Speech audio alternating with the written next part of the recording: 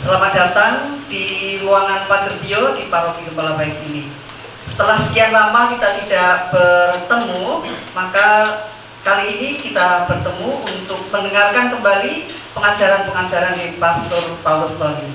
Malam ini topik kita adalah salah satu tokoh kitab suci Perjanjian Lama, Ruth, ya, seorang perempuan asing yang beriman. Nanti Pastor akan berbicara sampai dengan pukul 8.30 ya Pastor, sampai 8.30, kemudian nanti ada sebentar untuk tanya jawab.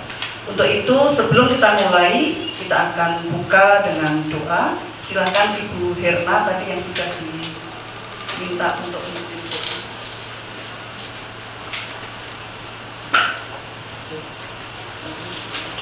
Selamat malam dan teman-teman, Bapak Ibu sekalian, mari kita memulai pertemuan kita ini dengan terlebih dahulu. Kita angkat tangan pertemanan kita dengan nama Bapa, Putra, dan Roh Kudus. Amin. Selamat malam Bapa, Putra, dan Roh Kudus. Terima kasih untuk setiap kebaikan dan pemurahan hati-Mu, bahwa kami boleh ada sampai pada hari ini dalam keadaan sehat.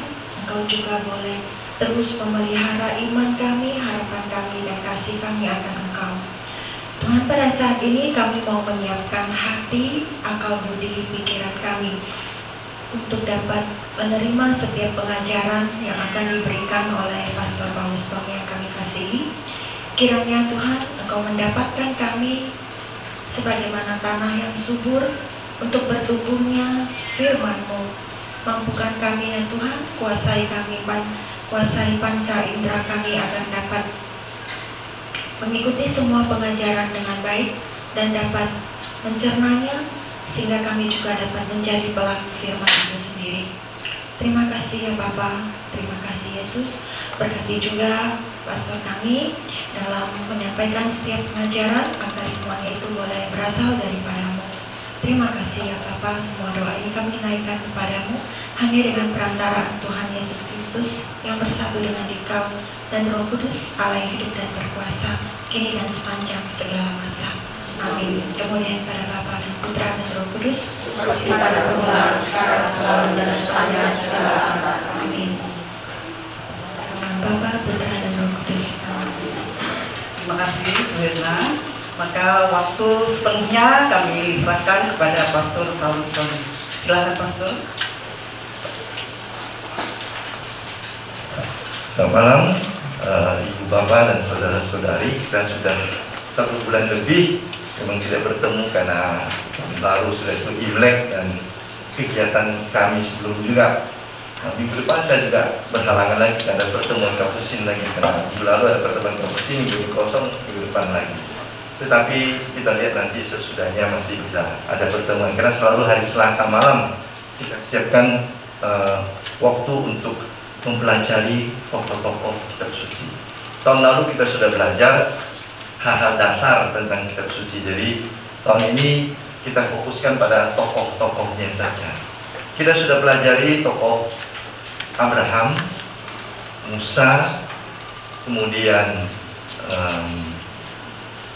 apalagi Abraham, Musa, Samuel, terus ya Abraham 3 kali ya, Musa, kemudian Samuel, tersangka.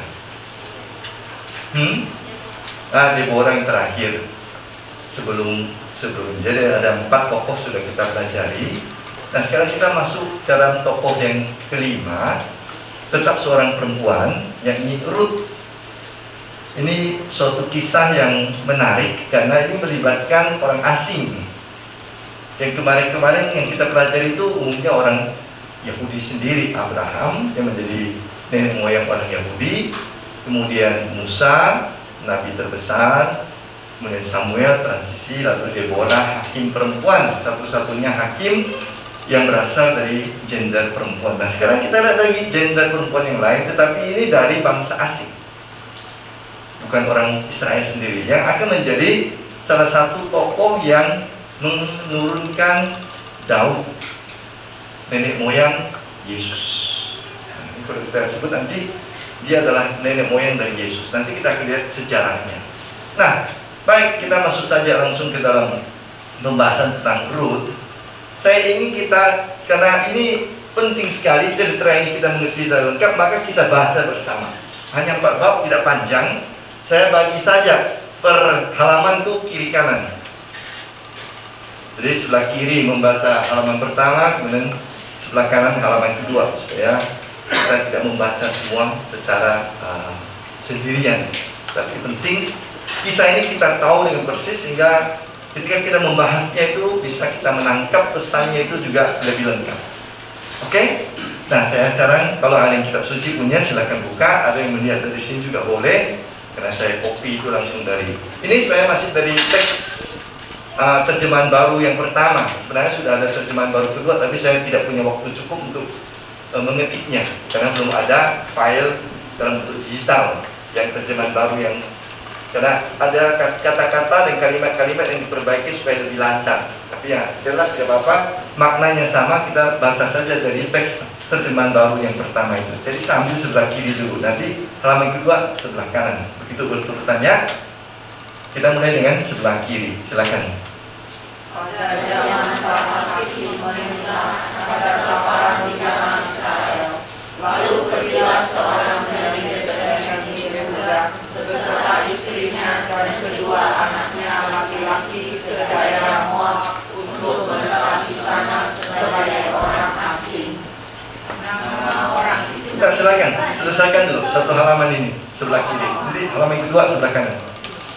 Nama orang itu ialah Elimelek, nama istrinya Naomi, dan nama kedua anaknya Mahlon dan Kilion. Semuanya orang-orang dari negeri Yehuda. Dan setelah sampai ke daerah Moab, diamlah mereka di sana. Kemudian matilah Elimelek, suami Naomi, sehingga perempuan itu tertinggal dengan kedua anaknya. Keduanya mengambil perempuan Moab. Yang pertama bernama Orpa, yang kedua bernama Rut, dan mereka diam di situ kira-kira 10 tahun lamanya. Lalu matilah juga keduanya, yakni Mahlon dan Kilion, sehingga perempuan itu kehilangan kedua anaknya dan suaminya. Kemudian berkemaslah ia dengan kedua menantunya, dan ia pulang dari daerah Moab. Sebab di daerah Moab ia mendengar bahwa Tuhan telah berperhatian umatnya dan memberikan makanan kepada mereka. Sebelah sini silakan baca.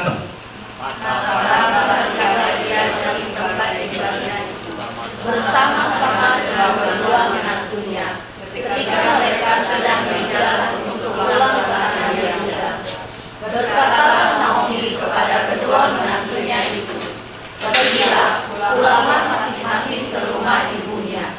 Tuhan kiranya menunjukkan kasih-Nya kepadamu, seperti yang kamu tunjukkan kepada orang-orang yang telah mati itu kepadaku.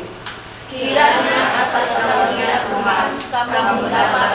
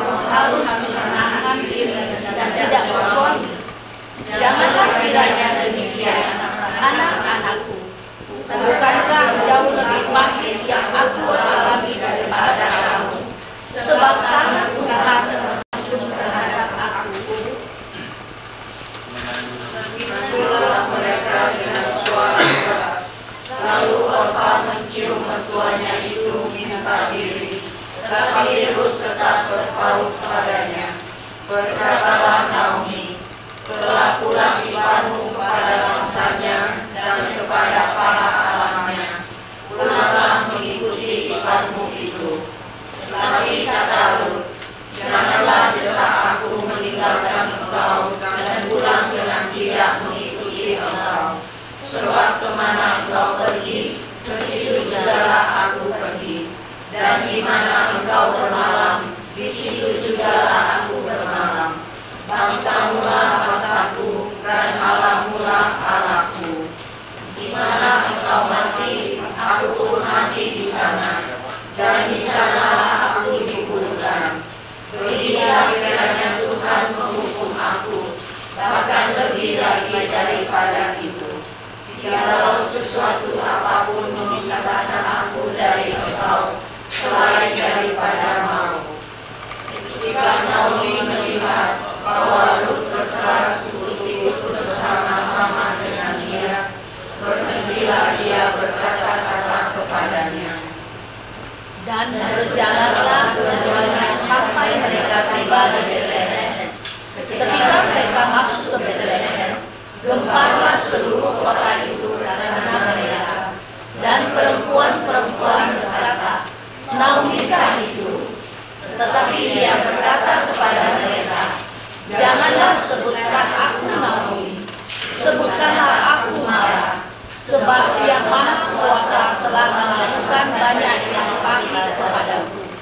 Dengan tangan yang penuh aku pergi, tetapi dengan tangan yang kosong Tuhan memulangkan aku. Mengapakah kamu menyebutkan aku Naomi? Karena Tuhan telah naik saksi menentang aku, dan Yang Maha Kuasa telah mendatangkan malapetaka kepada anakku. Demikianlah Naomi pulang bersama-sama dengan perempuan Moab itu, menantunya yang turun pulang dari daerah Moab. Dan sampailah mereka ke Betlehem pada permulaan musim menuai kedelai. Nah, ini adalah bagian permulaan dari pengantar sebelum Naomi dan Rut kembali ke kampung halaman Naomi, yakni Betlehem. Nah, sekarang kita lihat bab kedua, apa yang terjadi di Betlehem. Silakan teruskan. Naomi itu mempunyai seorang anak dari pihak suaminya, seorang yang kaya raya dari kaum Elimelek, namanya Boas. Maka Rut perempuan Moab itu berkata kepada Naomi, biarkanlah aku pergi ke ladang memungut bulir-bulir jelai di belakang orang yang murah hati kepadaku. Dan sahut Naomi kepadanya, pergilah anakku. Pergilah ia, lalu sampai di ladang dan memungut jelai di belakang penyabit-penyabit. Kebetulan ia berada di tanah milik Boas, yang berasal dari kaum Elimelek. Lalu datanglah Boas dari Betlehem. Ia berkata kepada penyabit-penyabit itu, Tuhan kiranya menyertai kamu. Jawab mereka kepadanya, Tuhan kiranya memberkati Tuhan. Lalu kata Boas kepada bujangnya yang mengawasi penyabit-penyabit itu, dari manakah perempuan ini? Bujang yang mengawasi penyabit-penyabit itu menjawab, dia adalah seorang perempuan Moab. Dia pulang bersama-sama dengan Naomi dari daerah Moab. Tadi dia berkata, izinkanlah kiranya aku memungut dan mengumpulkan jelai dari antara berkas-berkas jelai ini di belakang penyabit-penyabit. Begitulah ia datang dan terus sibuk dari pagi sampai sekarang, dan seketika pun ia tidak berhenti. Sesudah itu berkatalah Boas kepada Rut, dengarlah dahulu anakku, tidak usah engkau pergi memungut jelai ke ladang lain, dan tidak usah juga engkau pergi dari sini, tetapi tetaplah dekat menjaga perempuan. Lihat saja ke ladang yang sedang disalib orang itu,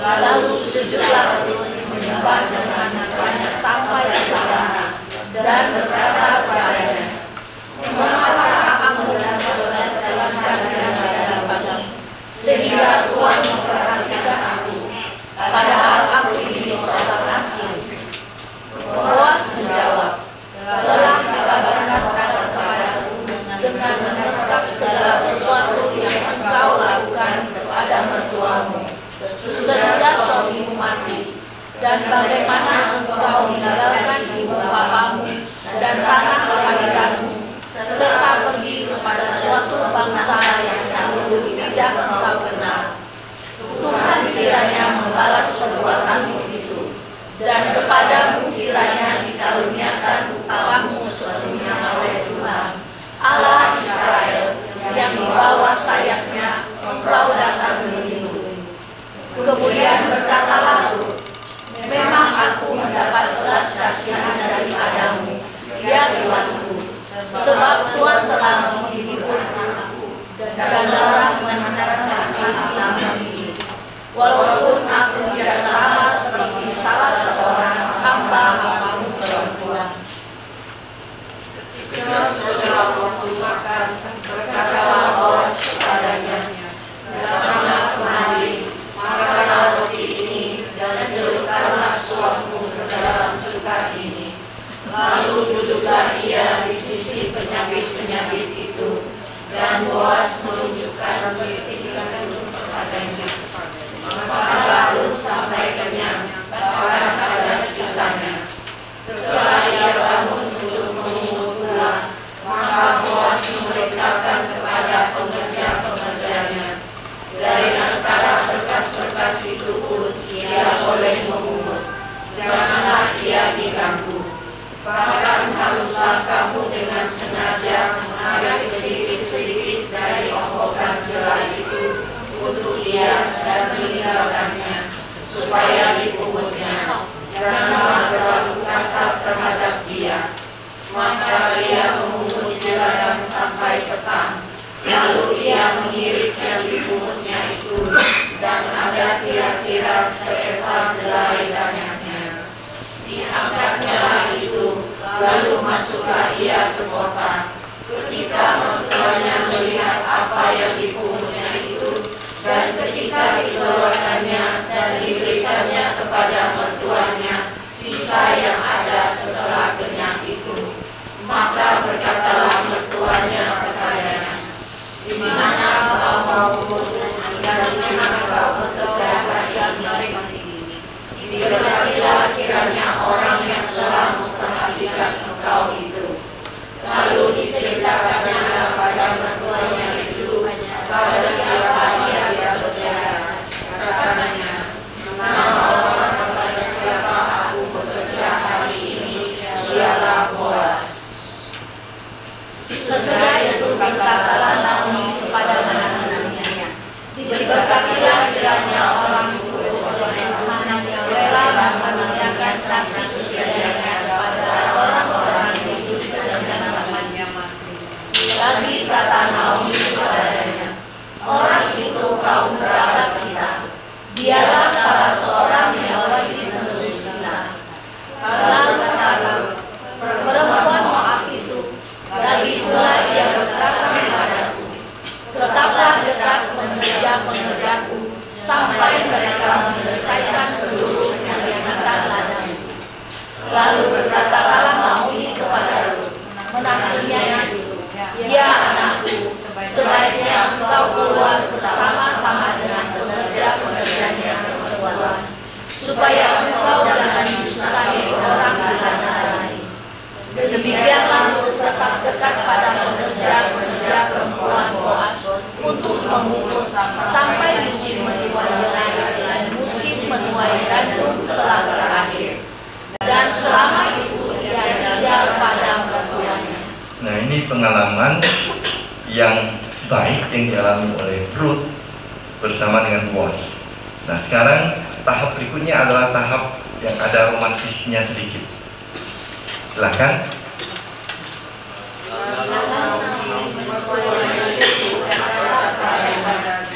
Anakku, apakah tidak ada baiknya jika aku mencari tempat perlindungan bagimu supaya engkau berbahagia? Maka sekarang bukankah Boas yang pekerja-pekerjanya perempuan telah kau temani itu adalah sanak kita? Dia pada malam ini mengambil jelai di tempat pengirikan. Maka mandilah dan bersuratlah, pakailah pakaian bagusmu dan pergilah ke tempat pengirikan itu. Tetapi janganlah engkau ketahuan kepada orang itu sebelum dia selesai makan dan minum. Jika ia membaringkan diri tidur, haruslah engkau perhatikan baik-baik tempat ia berbaring. Kemudian datanglah dekat, singkapkanlah selimut dari kakinya, dan berbaringlah di sana. Maka ia akan memberitahukan kepadamu apa yang harus kau lakukan. Lalu kata Rut kepadanya, segala yang engkau katakan itu akan kulakukan. Sesudah itu pergilah ia ke tempat pengirikan, dan dilakukannya tepat seperti yang diberikan perbuatannya kepadanya. Setelah Boas habis makan dan minum dan hatinya gembira, datanglah ia untuk membaringkan diri tidur pada ujung timbunan jelai itu. Kemudian datanglah perempuan itu dekat dengan diam-diam, disingkapkannya selimut dari kaki Boas, dan berbaringlah ia di situ. Pada waktu tengah malam, dengan terkejut terjagalah orang itu, lalu meraba-raba di sekelilingnya, dan ternyata ada seorang perempuan berbaring di sebelah kakinya. Bertanyalah dia, siapakah engkau ini? Jawabnya, aku Rut, hambamu. Kembangkanlah kiranya sayangmu melindungi hambamu ini, sebab engkaulah seorang kaum yang wajib menebus kami. Lalu katanya, diberkatilah kiranya engkau oleh Tuhan, ya anakku. Sekarang engkau menunjukkan kasihmu lebih nyata lagi daripada yang pertama kali itu, karena engkau tidak mengejar-ngejar orang-orang muda, baik yang miskin maupun yang kaya. Oleh sebab itu, anakku, janganlah takut. Segala yang kau katakan itu akan kulakukan kepadamu. Sebab setiap orang dalam kota kami tahu bahwa engkau seorang perempuan baik-baik.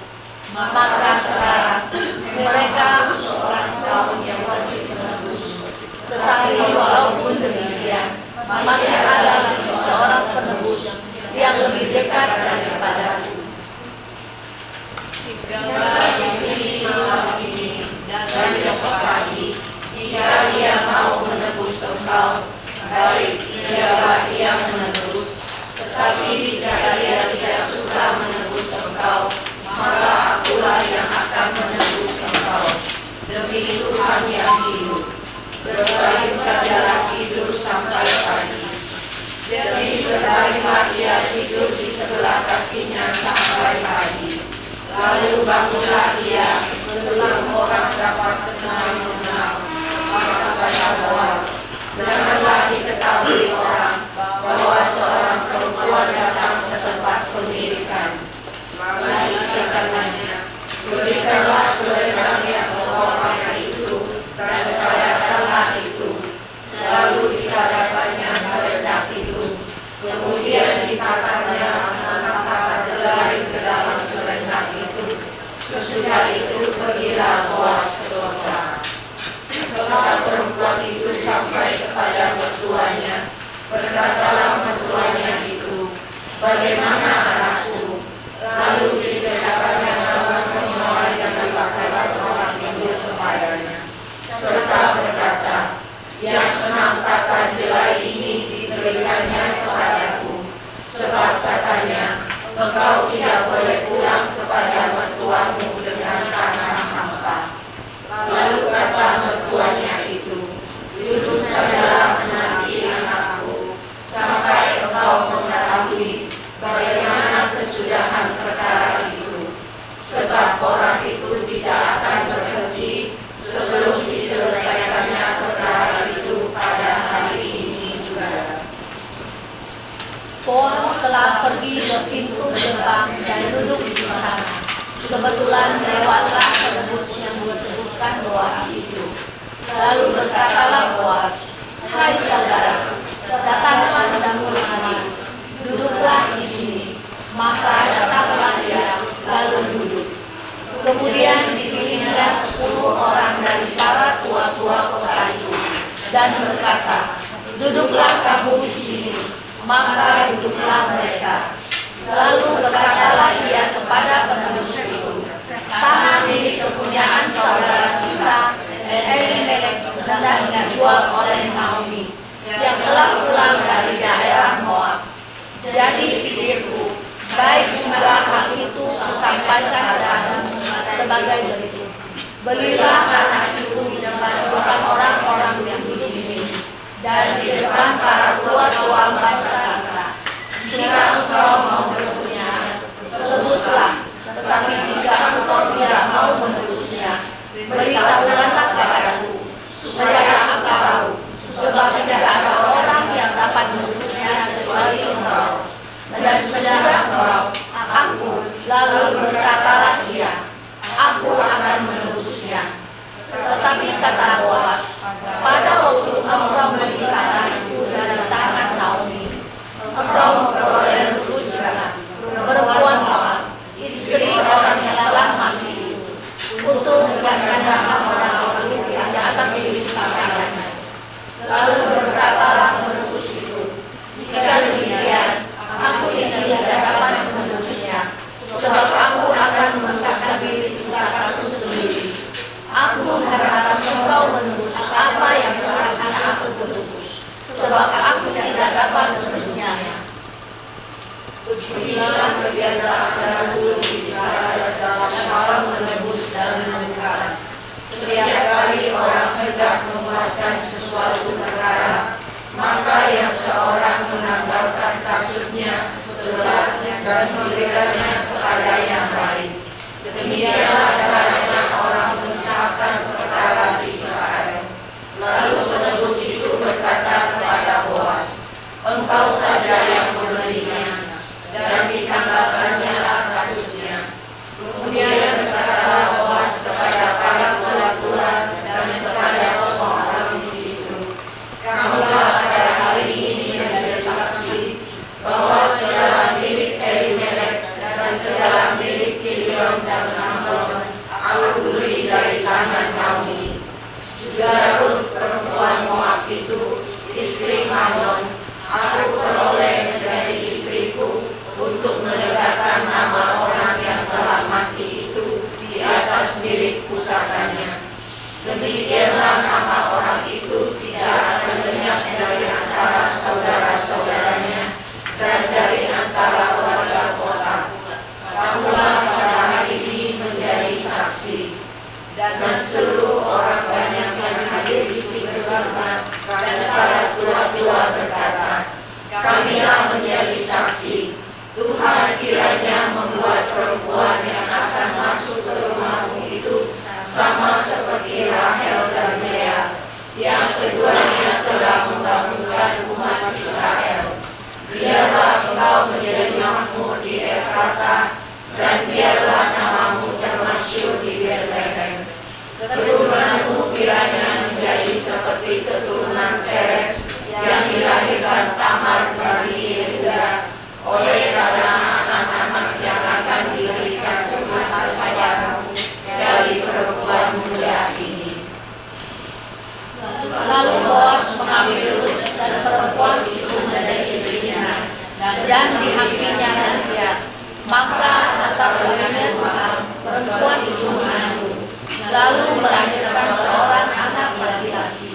Sebab itu perempuan berkata kepada Naomi, terpujilah Tuhan yang telah rela menolong pada hari ini dengan seorang penebus. Termasyhurlah kiranya nama anak itu di Israel. Dan dialah yang akan menjagakan jiwamu dan memelihara engkau pada waktu rambutmu telah putih. Sebab menantumu yang mengasihi engkau telah melahirkannya.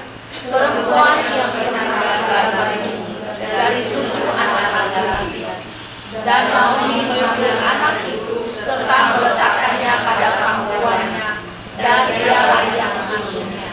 Dan tetangga-tetangga perempuan memberi nama kepada anak itu. Katanya, pada Naomi telah lahir seorang anak laki-laki. Lalu mereka menyebut namanya Obed. Dialah ayah Isai, ayah Daud. 20 menit lebih ya. Tapi kalian membaca dan mengerti kurang lebih sekarang cerita Rut paling tidak 50%, karena sudah kalian baca langsung teks tersebut. Sehingga demikian kalau saya mencoba menerangkan, memperdalam, di kepala kita sekarang sudah ada gambaran tentang siapa Rut, siapa latar belakang cerita di belakangnya, siapa Naomi, Boaz, dan kemudian Daud. Nah sekarang kita lihat di mana Moab, supaya kita tahu juga bahwa Rut itu memang bukan dari orang Israel. Kalau lihat kita lihat peta ini, ini lebih bagus. Moab itu di sini. Ini kerajaan Moab yang saya buat tanda panah ini, tempat di mana Rut dan lahir. Israel itu di sebelah sini. Yang ini Israel. Ini Sungai Yordan. Kalau tidak betul nampak ya, karena dia halus. Ini Danau Galilea, bentuknya seperti kecapi. Itu Danau Galilea. Ini Sungai Yordan. Terus sampai ini Laut Mati. Nah, bagi mereka yang pernah ke Israel, tempat di mana orang tidak bisa tenggelam seharusnya. Yang tak bisa berenang pun kalau duduk di dalam terus terapung gitu, karena tinggi kadar garamnya 30-40%. Jadi orang seharusnya tidak pernah tenggelam di sana, kecuali dia panik, lalu badannya lurus dia bisa tenggelam. Tapi kalau dia begini saja, apapun terjadi dia pasti akan terapung. Nah, kadar garamnya ini membuat tidak ada hewan yang bisa hidup di situ, maka disebut Laut Mati. Nah, inilah di sebelah Laut Mati inilah kerajaan Moab. Dan Moab dan Rut tinggal di sini. Di mana kampung kelahiran Naomi, Elimelek dan dua anaknya Mahlon dan Kilon? Di sini dekat Yerusalem ini ada Bethlehem. Di sinilah tetap Bethlehem. Sini tidak ditulis namanya, tapi dekat sekali. Dan di sinilah daerah Israel atau daerah Yehuda, kerajaan Yehuda di sebelah sini. Ini kerajaan utara, kerajaan selatan. Nah, ini supaya kita punya gambaran di mana tempat Rut tinggal, di mana kampung Naomi, Boaz di sini. Jadi ini mereka harus melintasi sebenarnya Laut Mati, tapi mungkin mereka naik ke atas lalu melewati Sungai Yordan, lalu padang gurun kembali ke Israel. Ini perjalanan dari Naomi bersama dengan Rut. Jadi jauh ya, jalan kaki dari sini. Tidak ada pesawat dulu, tidak ada kereta api, tidak ada mobil. Jadi mereka naik keledai atau jalan kaki, begitulah sampai ke sini. Baik. Nah, sekarang kita lihat cerita dari Rut. Moab dan Israel itu tidak pernah kompak. Dua bangsa ini berkelahi terus. Ya, sekarang daerah Moab itu adalah daerah Yordan ya. Kalau kita balik sini, ini sekarang daerah Yordania. Maka sini disebut Sungai Yordan, ini daerah Yordania. Dari kata Sungai Yordan itu. Di sini Israel. Ya, sekarang Yordan dan Israel sudah berdamai, jadi tidak berperang lagi. Dulu mereka berperang sebelum perdamaian tahun 80-an. Yordan dan Israel berdamai tahun 80-an atau 90-an. Nah, tapi dalam diri cerita asal ketika Rut hidup, Moab dan Israel itu bermusuhan. Sejak dari kapan? Sejak dari zaman Salomo sebenarnya. Jadi sudah ratusan tahun sebelum cerita Rut itu muncul, Moab dan Israel itu tidak pernah kompak. Mereka bermusuhan terus. Kenapa? Karena ini, antara lain ini, Moab itu adalah bangsa yang menyembah dewa Chemosh. Ini masih ada peninggalan dari sejarah penyelidikan dari prasasti batu tentang dewa Chemosh itu apa. Itu ada di museum. Nah, siapa dewa Chemosh? Ini atau Chamos dibaca, itu dewa tertinggi orang Moab yang menjadi dewa perang. Dia melindungi bangsa Moab. Dia berperang melawan bangsa Moab. Tetapi apa yang harus dibuat? Kalau kita mau mengambil hati dewa Chemosh, seorang raja harus berani mengorbankan manusia. Jadi menumbalkan manusia supaya dewa Chemosh itu turun berperang bersama dengan mereka. Nah tentu untuk orang Israel itu adalah hal yang sangat menjijikkan. Bagaimana mengorbankan manusia untuk sesuatu yang sifatnya manusiawi. Kalau mau mengorbankan hewan boleh, tapi bukan hewan, ini manusia. Bahkan seorang raja pernah di kerajaan selatan, dia mengorbankan anaknya sendiri kepada dewa Chemosh di tembok kota supaya ia menang perang melawan kerajaan utara. Hanya selatan dan utara juga berperang ya, tidak kompak. Jadi kerajaan Raja Mesha sebelah selatan meninggalkan anak Israel, bahkan dia mengorbankan anaknya sendiri di tembok kota kepada dewa Chemosh supaya bisa berperang melawan kerajaan utara. Jadi memang ini sesuatu yang sangat menjijikkan, yang mereka sangat benci kepada orang-orang Moab, karena dia sebagai bangsa yang haus akan darah. Inilah yang terjadi. Tapi mengapa Naomi dan Elimelech sampai ke daerah musuh kalau kita sebut ya, karena mereka kan tadinya di sini, mereka tadinya tinggal di sini nih, di Bethlehem. Mengapa tinggal di sini? Karena di sini pada suatu saat kelaparan hebat. Bukan hanya harga beras naik, tidak ada beras sama sekali.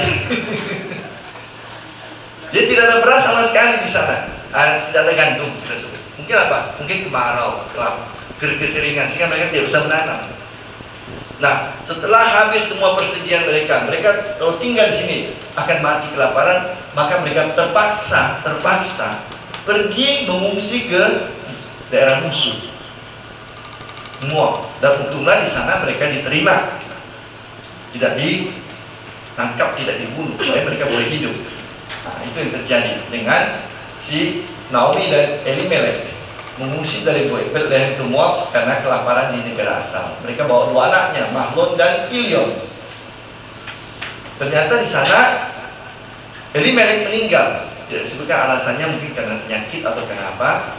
Dan sementara itu Mahlon dan Kilion mau menikah, ya tentu di sana tidak ada orang Israel, terpaksa mereka menikahi penduduk asli di sana, penduduk Moab. Dan Kilion mempunyai istrinya namanya Orpa. Mahlon beristrikan Rut. Dan ternyata keduanya meninggal juga,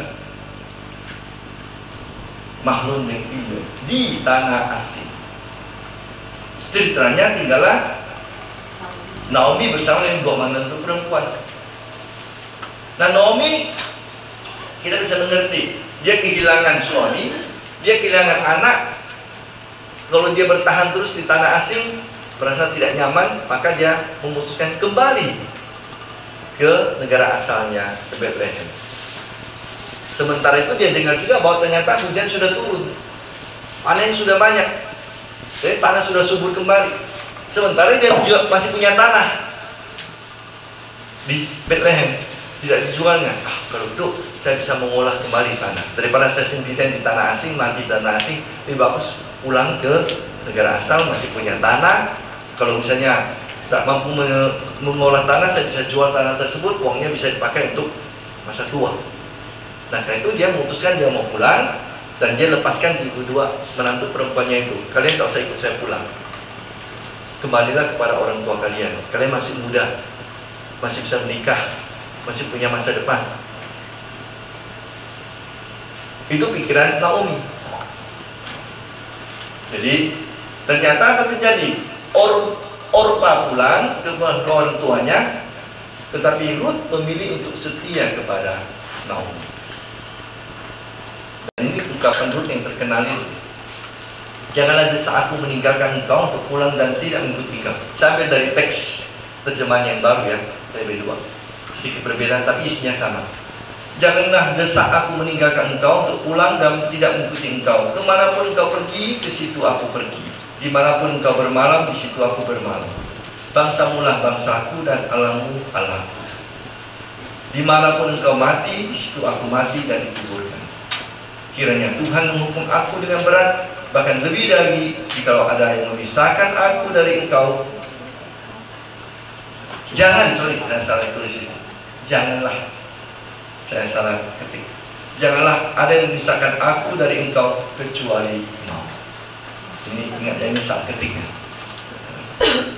Inilah kalau kerja buru-buru.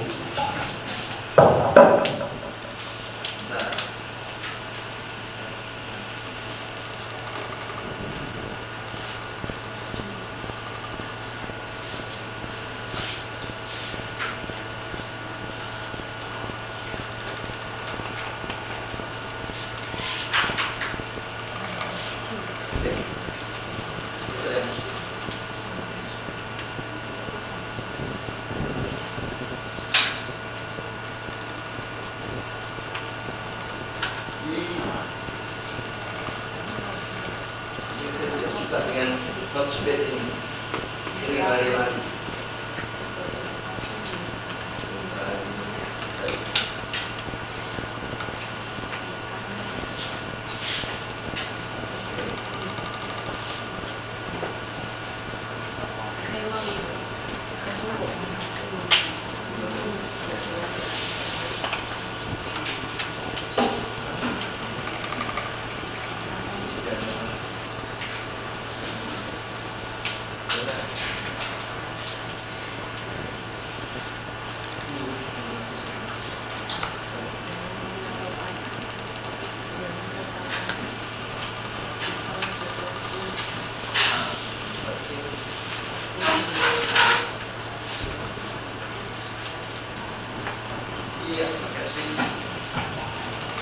Oke. Saya tegang berusaha. Janganlah ada memisahkan aku dari engkau kecuali mau. Nah, ini kalimat ini adalah kalimat kesetiaan dari Rut. Kalimat yang menunjukkan pribadi Rut. Nah, kita akan membahas lebih lanjut kalimat-kalimat ini. Jadi dengan ini kita akan melihat bagaimana Rut sebagai perempuan asing sungguh-sungguh setia kepada mertuanya. Kesetiaan yang mempertaruhkan masa depan yang sungguh-sungguh masih sangat cerah. Ya, kita andaikan bahwa Rut masih usia muda, 20-an, 30 gitu, belum punya anak lagi. Jadi karena itu memang ia mengorbankan sesuatu yang sangat besar. Dengan mengikuti mertua perempuannya ini, dia mengorbankan kemungkinan dia nanti mempunyai keluarga yang baru di tempat asalnya, dengan laki-laki yang sudah dia kenal misalnya, dengan budaya yang sudah dia akrab sejak dari kecil. Nah, sekarang dia bersedia mengikuti mertua perempuannya ke tanah asing. Dan bukan hanya asing, tanah musuh. Ingat, orang Israel tidak suka dengan orang Moab. Mereka sering berperang. Nah, sekarang saya masuk ke sarang musuh. Demi apa? Menunjukkan bahwa dia setia mendampingi mertuanya. Tidak tega membiarkan mertuanya itu pulang sendirian. Tidak ada lagi suaminya, tidak ada lagi anak-anaknya. Sementara dia sudah dibebaskan oleh mertuanya untuk kembali ke rumah, tetapi dia memilih untuk setia menemani mertuanya. Dia mengorbankan sesuatu yang memang sangat besar dari dirinya untuk kebahagiaan orang lain. Kalau ini adalah demi kebahagiaan mertuanya sendiri. Sesudah itu tidak ada banyak harapan bagi dia untuk mendapatkan keluarga baru, karena mertuanya sudah mengatakan, saya sudah tua, tak mungkin saya menikah malam ini dapat anak malam ini. Walaupun dapat anak malam ini kau tunggu lagi 20 tahun, tak mungkin kan itu. Tadi sudah dikatakan oleh bacaan yang tidak dengarkan itu, saya seandainya malam ini menikah dan mengalahirkan malam ini juga, tak mungkin kalian menunggu saya sampai anak-anak saya tua, besar, dewasa untuk menikah. Ya memang tradisi Israel ya, tradisi saya adalah begini. Kalau seorang seperti orang Saduki menjebak Yesus, kalau seorang menikah dengan seorang perempuan tidak melahirkan anak, maka saudara laki-lakinya harus menikah dengan iparnya itu untuk melahirkan keturunan untuk saudaranya yang meninggal itu, supaya ada namanya. Nah, itu juga Mahlon meninggal, Kilion meninggal. Nah, siapa lagi? Tidak ada anak laki-laki. Oke, tiba-tiba lahirlah anak laki-laki dari si Naomi. Ya, tunggu 20 tahun lagi. Mungkin masih mau menikah yang sudah tua, renta itu. Yang waktu itu kan sudah berusia lagi. Maaf, matikan dulu. Saya matikan. Jadi tidak mungkin dan tidak ada harapan baru banyak untuk keturunan. Jadi dia tidak mengikuti seorang perempuan yang kaya raya kan? Oh, bisa saja kan kalau seandainya Naomi itu orang kaya raya. Biarlah saya di tanah asing, toh nanti sana rumahnya itu 5 tingkat, mobilnya 3, nah itu lagi banyak tas bagus, ada pembantu rumah tangganya 10, tidak apa-apa lah. Ini orang miskin kan itu, justru karena kelaparan pindah ke tempat negaranya. Dan sekarang mau membuka kembali kemungkinan masa depan. Jadi dari segi keturunan tidak ada harapan, apalagi dari segi kekayaan material. So mertuanya itu orang miskin, boleh katakan. Tidak ada banyak harapan kecuali mungkin sepetak tanah yang masih mereka punya. Tapi itu tidak tahu apakah bisa dijual atau tidak. Nah ini perlu kita baca dengan baik cerita kalimat ini. Nampaknya sederhana kalimat ini, tapi di dalamnya itu mengandung begitu banyak risiko. Seperti Abraham yang dikatakan oleh Allah, pergilah ke negeri yang akan kutunjukkan kepadamu. Tapi Allah tidak pernah mengatakan di mana negeri tersebut, berapa luasnya, aman atau tidak. Tapi Abraham pergi. Ini sama juga, Ruth.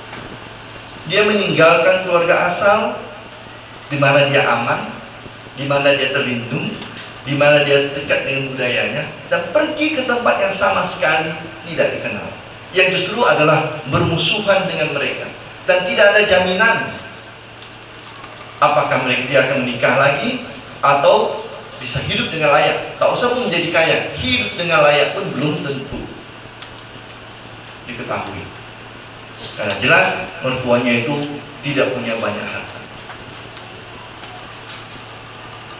Jadi ini menunjukkan kualitas sungguh-sungguh orang yang setia, yang berani memberikan dirinya menemani tanpa mengharapkan sesuatu balas jasa atau pamrih di belakangnya, yang hanya ingin keselamatan dan kebahagiaan dari orang yang didampingi tersebut.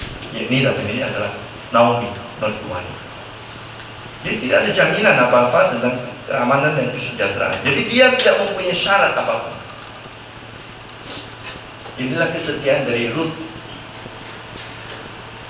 Dia mengatakan, kemana engkau pergi, aku pergi. Di mana engkau tinggal, aku tinggal di sana. Sampai kapan? Sampai kamu meninggal. Karena aku pun akan dimakamkan bersama dengan engkau di sana.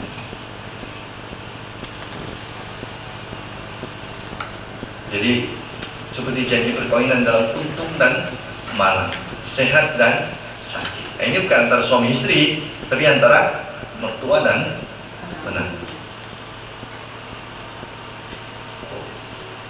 Coba kita dapat menantu ini. Yang terjadi sekarang adalah mertua dan menantu sering berperang.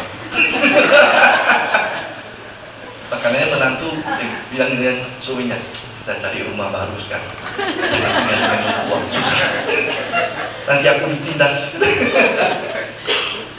Ya apa ya? Ya.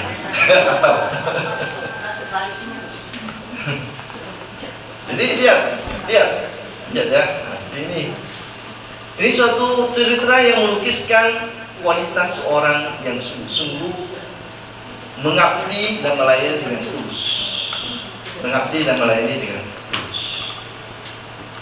Maka berdoalah yang punya anak laki-laki, supaya nanti mendapatkan menantu-menantu yang seperti ini.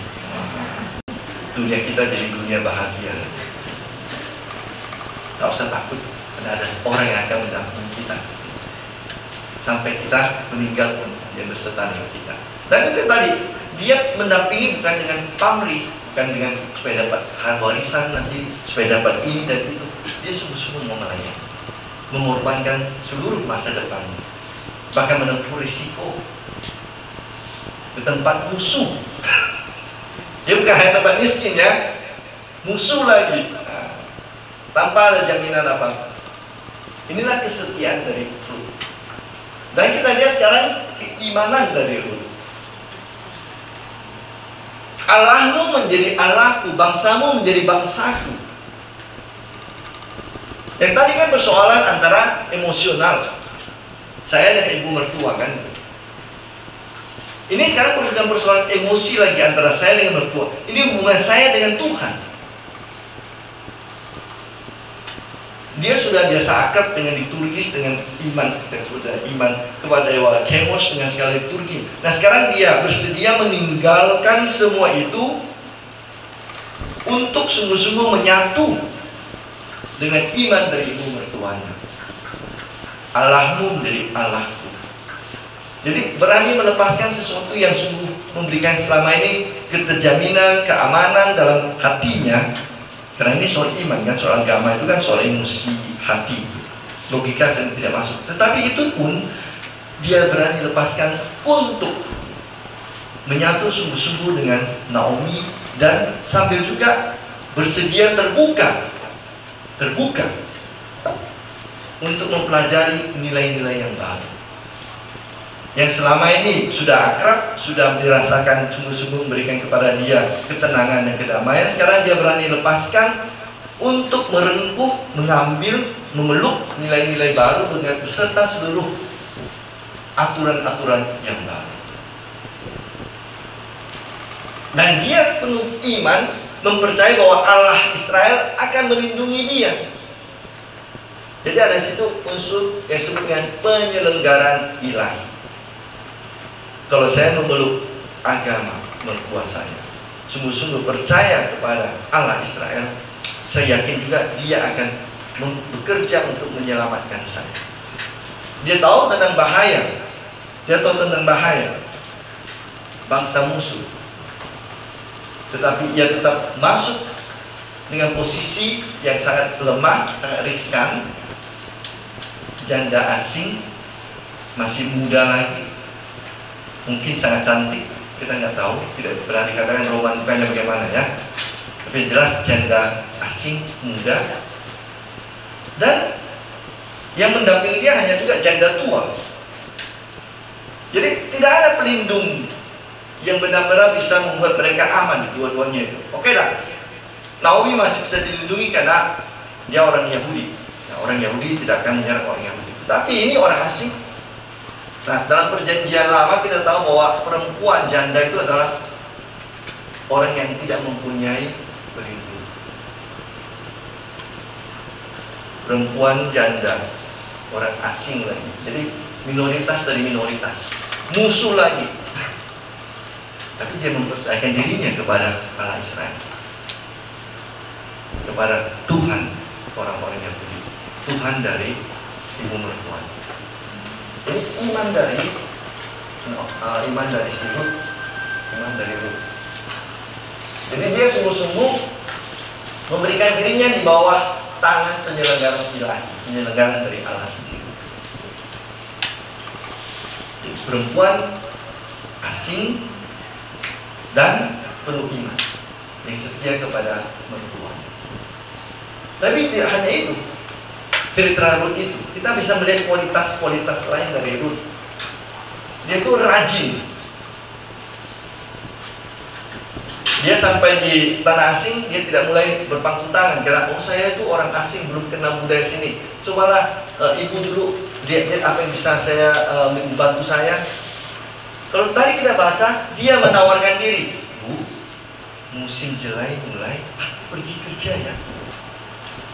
Padahal dia orang asing, tidak kenal seorang pun. Ini daerah musuh, tapi kemudian dia sendiri menawarkan, Bu, aku pergi kerja mencari nafkah untuk kita. Dan kalau kita dengar, ia bekerja dari pagi sampai dengan siang, tidak berhenti. Itu pujian dari, kalau kita baca tadi itu, kembali ke teks-teks yang tadi. Maka tadi saya ingin kita membaca itu supaya kita lihat kualitas dari Ruth itu. Ini ya, ini pujian dari apa namanya ini, pekerja-pekerja ini.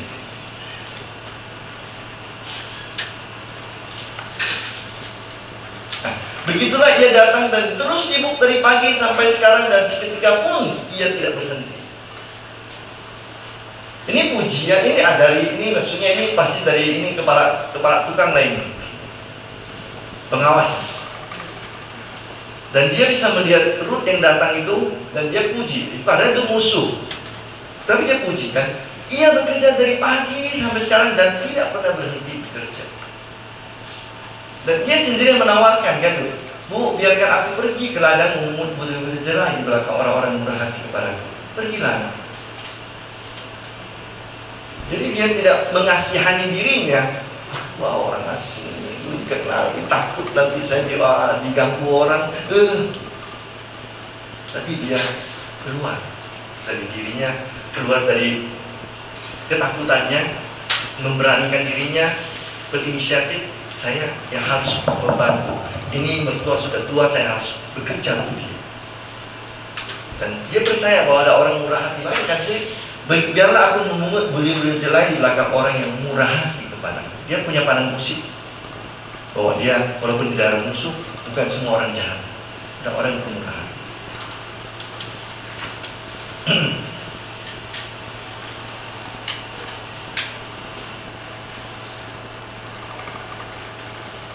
Jadi meskipun dia tidak punya backing, pelindung, orang dalam, tapi dia meyakinkan dirinya, dia keluar memungut sisa-sisa jelai yang jatuh dari berkas panenan orang. Dalam perjanjian lama dikatakan demikian, untuk orang-orang yang miskin, anak-anak yatim piatu, janda-janda, mereka punya hak untuk mengambil berkas-berkas panenan orang yang jatuh.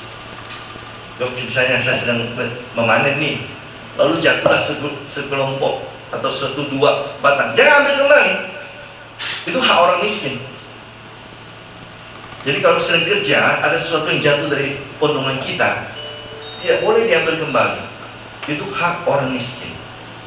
Nah, itulah yang dipakai oleh Ruth. Dia tentu tahu karena dia pelan-pelan belajar tentang iman Israel, tentang iman Yahudi. Jadi dia tahu ada hak orang asing, janda, orang miskin, anak yatim piatu, yakni mengambil panenan yang jatuh dari pelukan atau pegangan dari mereka yang memanen. Itu hak orang miskin. Tuhan memberikan kepada mereka dengan cara seperti itu. Maka dikatakan itu.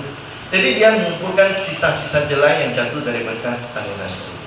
Jadi dia tidak mau meminta-minta. Seperti di perempatan itu, anak laki-laki masih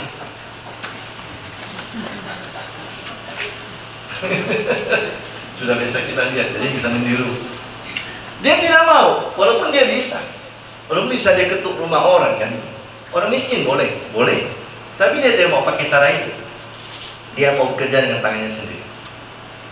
Walaupun dia perempuan muda, orang asing, rentan diganggu orang. Nah, karena itulah dia Boas mengatakan kepada pekerja laki-lakinya, jangan ganggu dia ya. Kenapa? Ya, kalimat itu menunjukkan bahwa perempuan-perempuan yang tidak punya pelindung rentan diganggu oleh orang-orang lain, apalagi orang asing lain. Jadi cerita itu walaupun namanya sederhana, sebenarnya menyimpan banyak sekali ide-ide di belakang tentang pribadi Ruth, tentang situasi, dan apa yang dikerjakannya itu sungguh sebenarnya mempunyai banyak risiko yang dia berani tanggung. Dan ternyata memang setelah dia menunjukkan pekerjaan dengan tekun, ulet, dia mendapatkan hasil yang baik. Yang tentu juga Allah bekerja melalui orang yang baik. Nanti kita lihat si Boas. Si Boas itu juga sengaja mengatakan kepada pekerja laki-lakinya, jatuhkan sedikit-sedikit juga. Sengaja jatuhkan untuk dia. Jadi si Boas dari awal juga punya rasa tertentu juga mungkin. Apa namanya? Love at the first sight. Falling in love at the first sight gitu kan. Jatuh cinta pada pandangan pertama gitu. Siapa perempuan itu? Itu orang Moab itu. Sering dikatakan perempuan Moab. Mau menunjukkan bahwa memang dia orang asing, musuh, tetapi justru dia mempunyai kualitas yang lebih hebat dari orang-orang biasa. Kalau kita bacakan perempuan Moab itu ditekankan berkali-kali, mau menekankan bahwa posisi dari Ruth itu sangat rentan, sangat riskan, tetapi apa yang dikerjakannya sungguh-sungguh mempunyai risiko yang dia lakukan demi mertuanya tersebut, dan Allah bekerja untuk membalas keberaniannya tersebut. Nah, dia seorang yang taat dan rendah hati. Ini cerita tentang Ruth yang rajin dan ulet, dulu kita sudah tahu. Nah, ketaatannya muncul kapan? Bab 3. Bab 3. Apa tadi kalau masih ingat cerita bab 3 itu?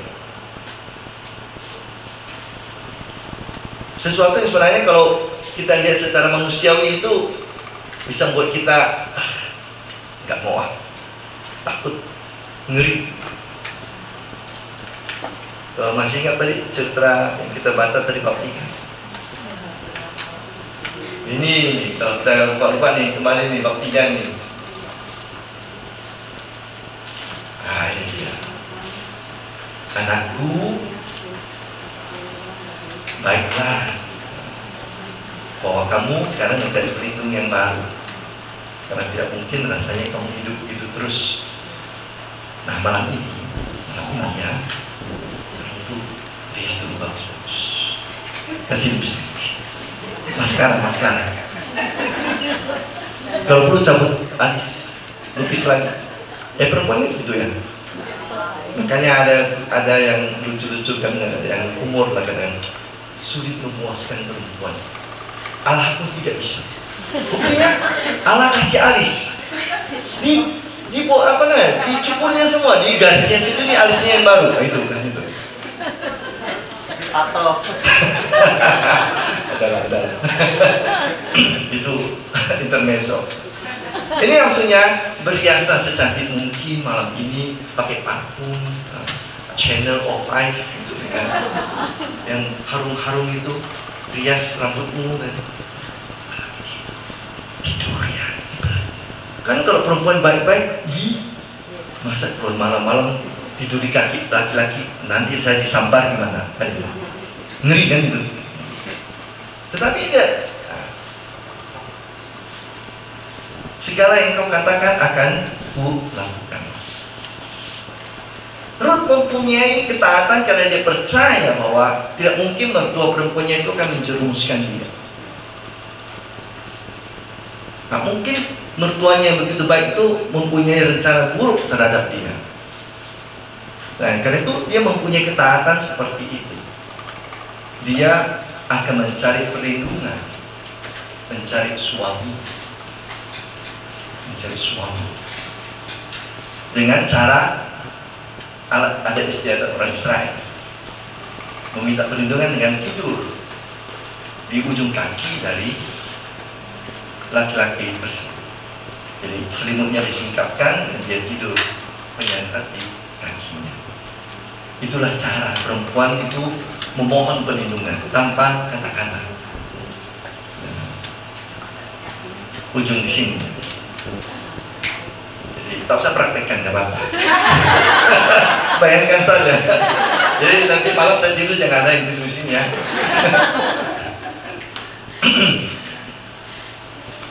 Begitu ketaatan dia. Padahal ini kan sesuatu yang sebenarnya agak riskan kan.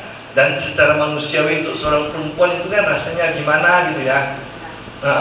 Kalau seorang perempuan baik-baik malam-malam menyelinap keluar kemudian agak gitu kan. Nah ini tapi dia taat, segala yang kau katakan akan pulang. Gambaran dari seorang menantu yang percaya kepada ibu mertuanya, kepada yang baik, yang bersedia juga membuka belajar hal-hal yang baru dari ibu mertua. Kembali ke sini. Jadi dia percaya pada ibu mertua, terbuka dan mau belajar hal baru, dan bukan sok tahu dan sok mengaku. Kadang-kadang yang lebih muda pikir lebih tahu daripada yang lebih tua kan. Kamu baru tamat SD, saya tamat perguruan tinggi, saya lebih tahu. Jadi tidak mau dengar apa kata ibu mertua, tapi ibu mertua harus dengar kata saya. Benar ya, benar. Oh, ini kalau orang sudah punya menantu, mudah-mudahan tidak begitu menantunya kan gitu. Kita ngomong kebanyakan. Oh iya, iya. Semua kebanyakan. Kebanyakan. Saya tidak berencana membuka rahasia keluarga masing-masing kan.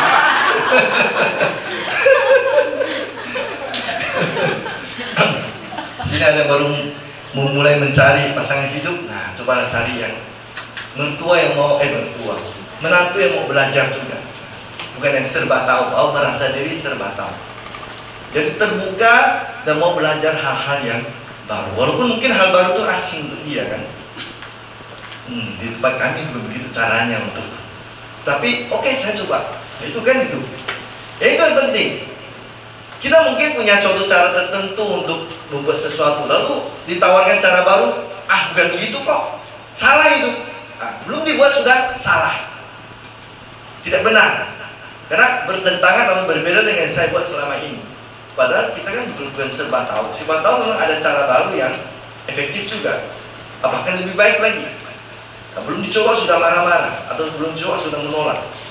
Nah, inilah gambaran Ruth. Mungkin cara itu sama sekali aneh untuk dia, tetapi dia percaya ini cara baik untuk orang di sini. Baik, saya coba, akan kulakukan apa yang kamu minta. Jadi dia taat menjalankan petunjuk meskipun terasa aneh. Itulah orang yang tahu menempatkan diri dengan baik, yang terbuka, yang rendah hati, tahu bahwa dirinya bukan serba tahu. Masih ada kemungkinan cara-cara ilmu-ilmu baru, pengetahuan baru, kebijaksanaan baru. Jadi inilah Ruth. Dan ternyata ia memanen hasil yang benar sesuai dengan tindakannya tadi. Ya, Boas ternyata memang laki-laki yang baik, menjaga dia dengan baik. Kayak tidur sampai malam pagi, tapi pulangnya cepat-cepat pagi hari supaya nanti jangan dilihat orang bahwa kamu datang malam-malam ke tempat saya, nanti namamu jelek. Karena kamu dikenal selama ini perempuan baik-baik oleh penduduk kota ini. Nanti urusan berikutnya saya urus. Berhasil dia menguruskan. Si bos ini rupanya juga pakai sedikit bersiasat juga sih. Dia memang suka dengan Ruth juga. Dia tawarkan kepada, karena bos supaya bukan famili yang paling dekat. Kan tradisi Yahudi adalah famili yang paling dekat harus menebus. Sini menebus bukan berarti apa ya? Misalnya tadi Naomi mempunyai ladang tanah yang harus dibeli, maka yang berhak paling cepat membeli adalah kerabat yang paling dekat. Itu haknya. Baru setelah itu Boas. Nah, Boas itu cerdik juga supaya dia bisa dengan Ruth dikatakan pada yang lebih dekat itu, kamu mau nggak beli tanah rumah peninggalan dari Elimelek, anak-anaknya si Malon dan Kilion yang tidak punya keturunan. Kamu kan tetangga paling, kamu kan kerabat yang paling dekat. Oke, aku akan menebusnya, membelinya maksudnya, menjadi miliknya. Lalu datang ini pakai dia taktik juga nih. Kamu kalau beli itu, kamu harus juga mengawini loh jandanya itu. Janda si Malon itu, karena dia punya anak. Jadi kamu harus melahirkan anak untuk si Malon. Gak mau aku mau kawin dengan orang-orang Israel, bukan dengan orang asing. Belum dilihatnya mungkin waktu itu si Ruth begitu cantik. Mungkin setelah dilihat itu menyesal. Lalu itu sengaja dipancing oleh si Boas itu. Kamu harus kawinin juga, karena itu milik dari itu, seluruh keluarga itu. Karena memang kan begitu dikawini dianggap sebagai seluruh milik keluarga. Istri dari anak-anak itu yang sudah meninggal yang menjadi milik dari keluarga itu. Jadi kalau kamu membeli tanah keluarga itu, rumah itu, kamu beli juga termasuk istrinya. Aku mau kawin dengan, aku tidak mau merusak. Nah, itu dengan istilah yang dipakai adalah aku tidak mau merusak.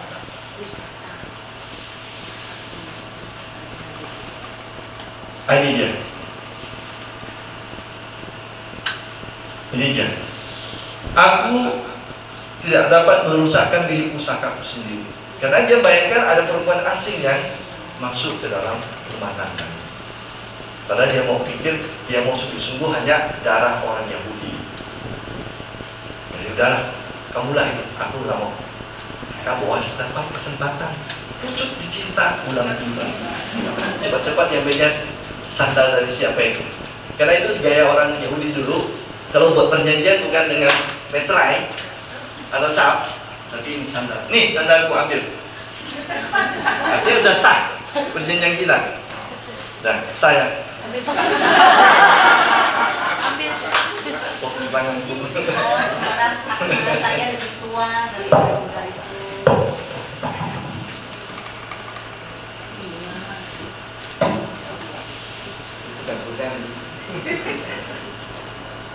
Jadi demikian Boas berhasil dengan cara tertentu mendapatkan bukan hanya tanah yang subur, tapi juga Rut muda yang cantik. Itulah ganjaran Tuhan untuk orang baik.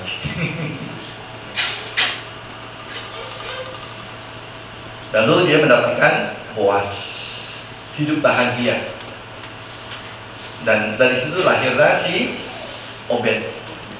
Obed menjadi orang tua dari Isai, Yese, dan Yese adalah bapak dari Daud.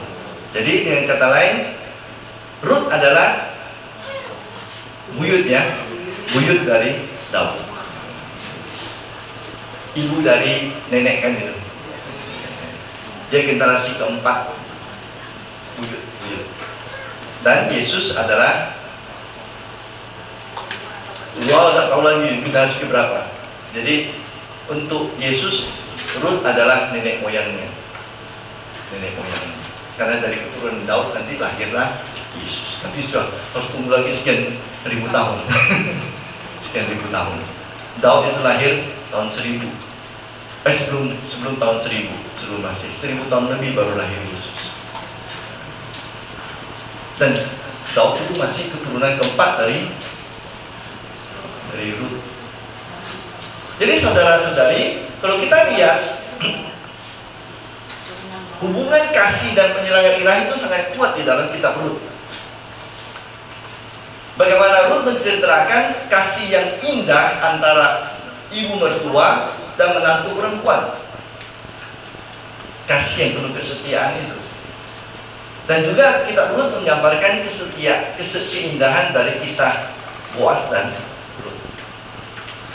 Dengan cara tertentu, dengan sikap baik dari Boas, dan kemudian tanggapan simpatik dari Rut, dan akhirnya mereka menjadi keluarga yang baik. Nah, kitab Rut juga menunjukkan peran Boas sebagai pelindung yang mengasihi, yang tidak memanfaatkan situasi Rut yang rendah, yang rentan itu. Dia justru melindungi Rut ketika Rut datang ke tempat ladangnya.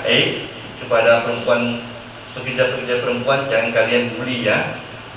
Itu orang asing, biarkan dia bekerja bersama kalian. Lalu kepada pekerja laki-laki, awas, kalau ada yang nakal-nakal, pecat nanti. Jangan kau ganggu dia.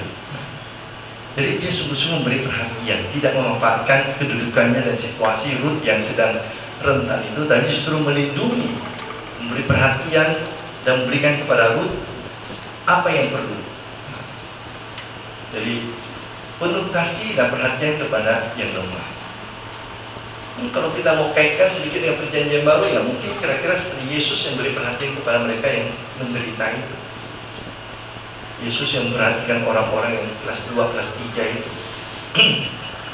Yesus yang memberikan kepada mereka perlindungan di saat mereka tidak punya harapan.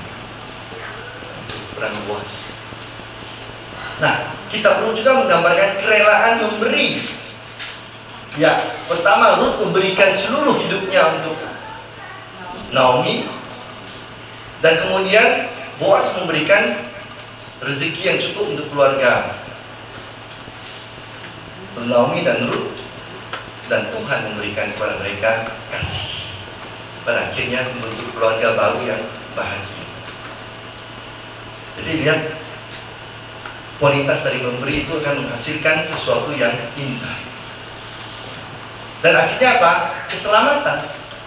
Iyalah, tadinya Ruth dan Naomi tidak punya banyak harapan untuk hidup bahagia, pokoknya bisa hidup sudah syukur. Ternyata mereka mempunyai akhirnya suatu keluarga yang baru, yang mendatangkan juga nanti keselamatan untuk manusia.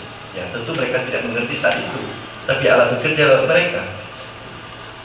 Oh, dari keluarga Boaz dan Ruth akan lahir Daud, dan dari keturunan Daud lahirlah Yesus. Jadi kebaikan itu membawa keselamatan. Yang kita lain, kita perlu mengajak orang untuk berani mempercayakan diri kepada penyelenggaraan ilahi. Ruth yang meninggalkan seluruh yang di belakangnya, masuk ke tempat yang baru, dan dari situlah Allah bekerja. Ketika Ruth berani mempercayakan dirinya ke dalam tangan Tuhan, Allah bekerja dalam iman sebesar itu. Itulah keselamatan yang datang, mendatangkan kurang kali di sini. Dan nanti kalian tambah sendiri ya. Kalau saya nanti kirim apa namanya ini, ada filenya itu, ya silakan kalian perbaiki mana yang kurang. Inilah kita lihat bagaimana hubungan kasih, penjalangan ilahi dan keselamatan. Lalu apa yang bisa kita pelajari dari Ruth? Saya kira Ruth banyak sekali sebenarnya. Yang saya tulis ini hanya sebagian yang bisa kalian juga pelajari, yang bisa kalian tambahkan ketika kalian merenungkan sendiri kitab Ruth. Ini bukan seluruh kebenaran, ini hanya dari sisi tertentu yang saya lihat, tetapi kalian bisa melihat sendiri dari pengalaman kalian masing-masing, yang punya keluarga juga, yang menjadi menantu atau yang menjadi mertua, atau yang menjadi saudara dari menantu atau dari mertua, yang tiga keluarga. Ini beberapa hal yang bisa saya lukiskan dalam kitab Ruth. Kita belajar bisa menjadi orang setia. Itu pertama. Bagaimana kita bisa setia dalam hal yang kita janjikan. Itu pertama.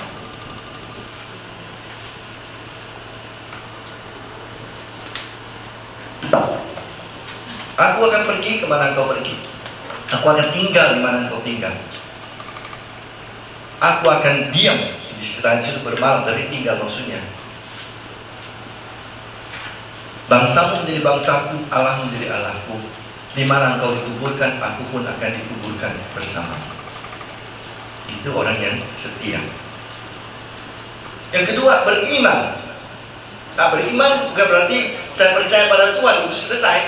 Saya dibaptis, selesai.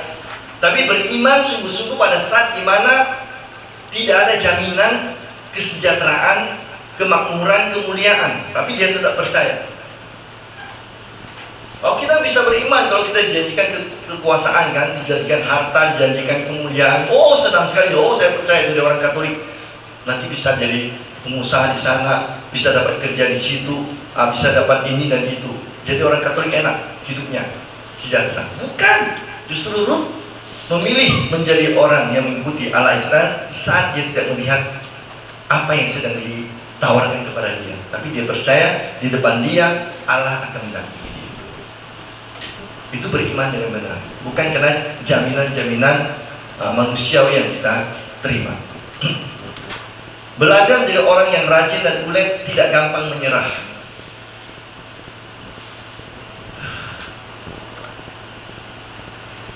Saya perempuan, di luar sana banyak laki-laki ganas. Enggak lah. Kalau mertua saya suruh saya pergi kerja, enggak bu. Ibu dulu lah. Ibu kan dikenal di sini. Saya belum dikenal, saya musuh. Oh, nanti saya apa-apain orang gimana bu? Nah, dia tidak mudah menyerah. Dia tidak langsung ciut melihat bahaya-bahaya di depan dia. Wah, kalau ini saya buat nanti begini. Kalau sebab ini nanti begini. Sebelum mulai sudah takut duluan. Nanti dia buat apa-apa.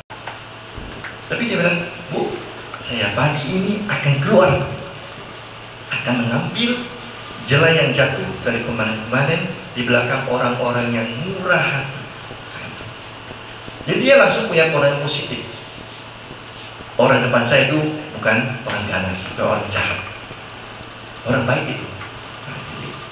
Dia tidak mudah menyerah, dia pemberani bukan penakut. Dan dia belajar, orang yang coba belajar hal baru. Tadi mertua mengatakan, kamu perlu suami loh ya. Nah, sekarang caranya begini. Kamu hias dulu dirimu bagus-bagus, cantik-cantik, buat harum-harum, keramas rambutmu, kalau perlu di blow sedikit, masuk salon dulu. Lalu, nanti tidur di belakang apa sana. Kok begini caranya? Nggak mau saya. Nah itu. Tapi dia mencoba membuka hatinya untuk belajar. Inilah cara baru di sini. Ini cara yang lazim. Oke, saya coba tempuh. Mudah-mudahan berhasil. Dan ternyata memang kerendahan hati dan ketaatannya itu membuat dia menjadi saluran berkat Tuhan, menjadi buyut dari Daud, menjadi moyang dari Yesus, saluran berkat keselamatan. Seandainya Rut pulang ketika ibu mertuanya mengatakan kepada dia, Orpa dan Rut, pulanglah ke rumah orang tuamu, dan dia ikut pulang, kita nggak tahu nih cerita keselamatan kita gimana. Kita nggak tahu. Karena harus bekerja dalam Rut, ternyata kan itu Allah bekerja dalam Rut. Dan seandainya Rut tidak mau dipakai oleh Allah seperti itu, kita nggak tahu cerita keselamatan kita gimana. Bahwa kita sekarang ada di sini sebagai orang Katolik, mungkin juga nggak tahu nih. Tapi karena keterbukaan Rut mau, nah itulah Allah bekerja melalui keberanian, kerendahan hati, iman dari Rut, menjadi saluran berkat Tuhan dan menjadi orang yang penuh kasih seperti Boaz. Kalau Boaz di awal-awal sudah ganas, dia dulu kesempatan, udah kacau balau tuh cerita lagi itu. Nah, orang kaya loh kan, Boaz orang kaya. Nah orang kaya pada zamannya kan bisa buat apa saja. Dia suka perempuan dirampasnya saja selesai. Boleh ya, sudah Daud tuh suka dengan Bathsheba tuh. Didiknya dari Sodom tuh panggil-panggil. Sampai dibunuhnya sendiri si Uria itu. Asik kalau si Boaz dengan ganas dia, ada perempuan habis cerita. Gak tahu lagi, tidak ada cerita seperti yang sekarang. Wah, ada Obed, ada Yese, ada Daud dan seterusnya. Dan ketika orang mau menjadi alat di tangan Tuhan dengan kasihnya, maka akan ada banyak hal baik yang baru yang tumbuh, yang lahir.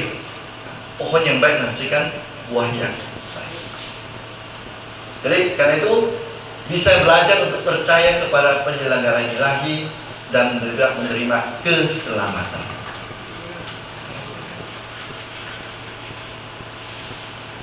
Itu beberapa hal yang bisa kita lihat dari Rut. Tentu ada banyak hal lain lagi. Nanti bisa kalian renungkan dulu, nanti saya tanya hal apa lagi. Nah untuk sementara sampai di sini sekian dan terima kasih.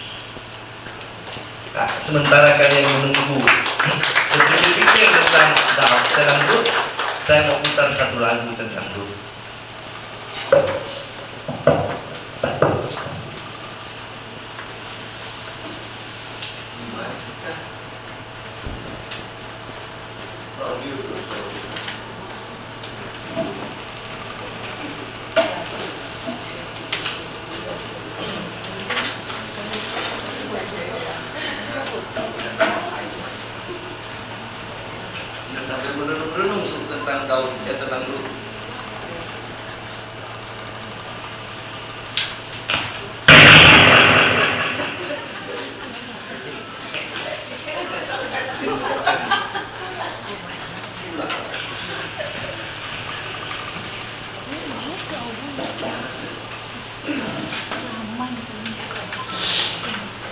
Ini lagu bahasa Inggris sederhana sekali, ada terjemahan bahasa Indonesia tentang tadi teks Rut itu. Ketika Naomi minta Rut pulang, inilah jawaban dari Rut.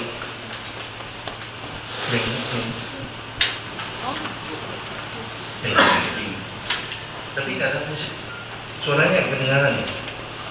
Sebentar.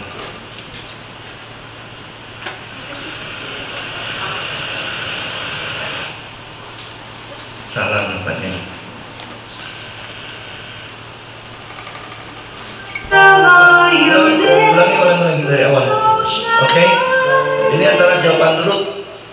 ketika ibu mertuanya minta dia kembali.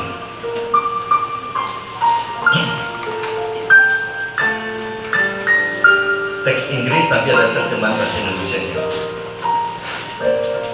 Wherever you go, I shall go. Wherever you live, so shall I live. Your people will be my people, and your God will be my God too.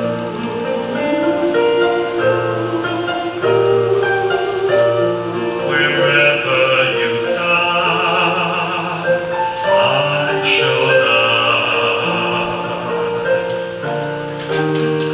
There will I be buried beside you. We will be together forever. And our love will be the gift of our life.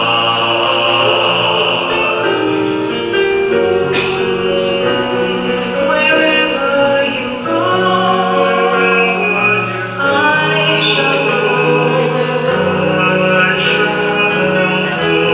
Wherever you live, so shall I live. Your people will be my people, and your God will be my God too.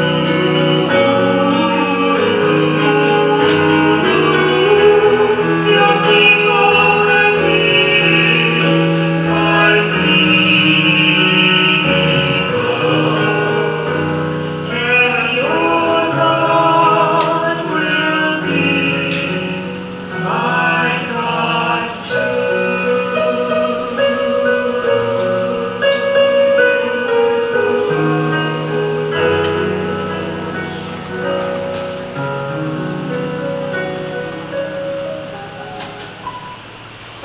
Kan sederhana lagunya kan? Kita nyanyikan, bunyikan instrumentalnya. Coba kita nyanyi sama-sama, belum bisa.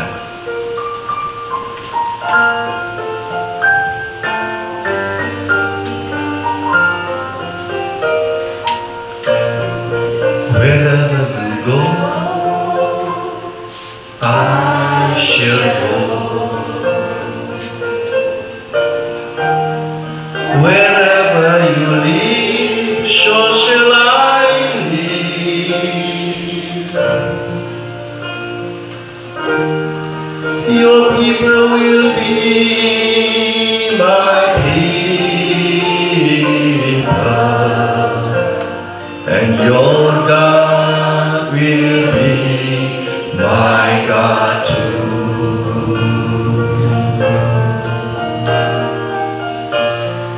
Wherever you die, I shall die, and there will be I buried beside you.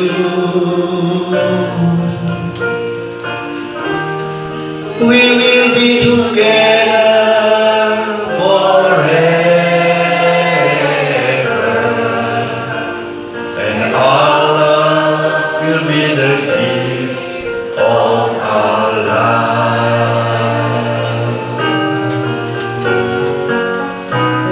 Wherever you go,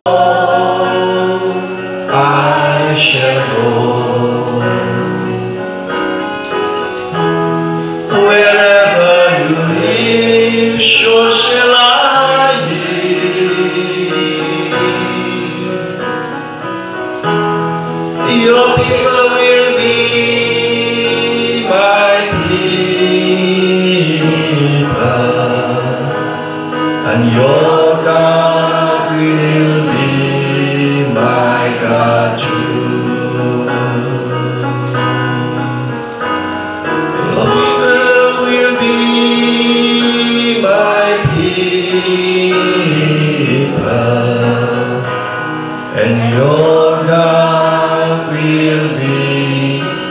I got you.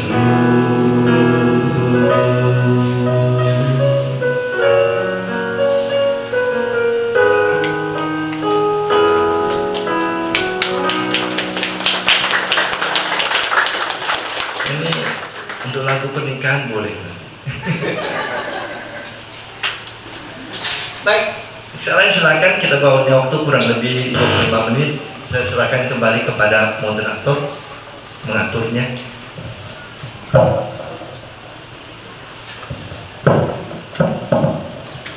Dipersilakan bagi ada yang mau bertanya atau mau sharing dulu atau menambahkan atau mau menambahkan sesuatu, dipersilakan.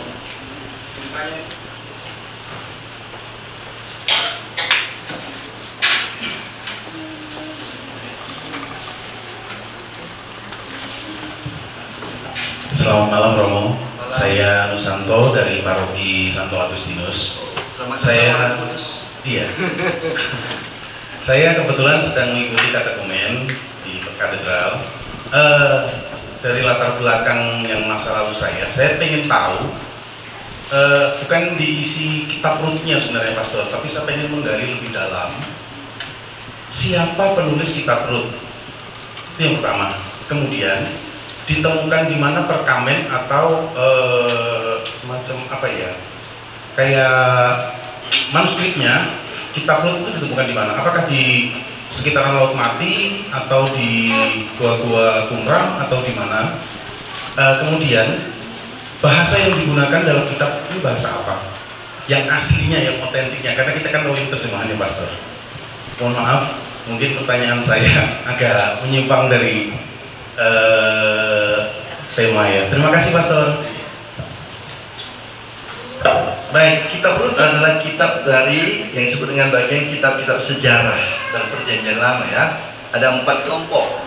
Dalam Perjanjian Lama ada 4 kelompok kitab. Kitab Taurat Musa itu 5 buku yang pertama. Kemudian kitab para nabi itu 4 nabi besar.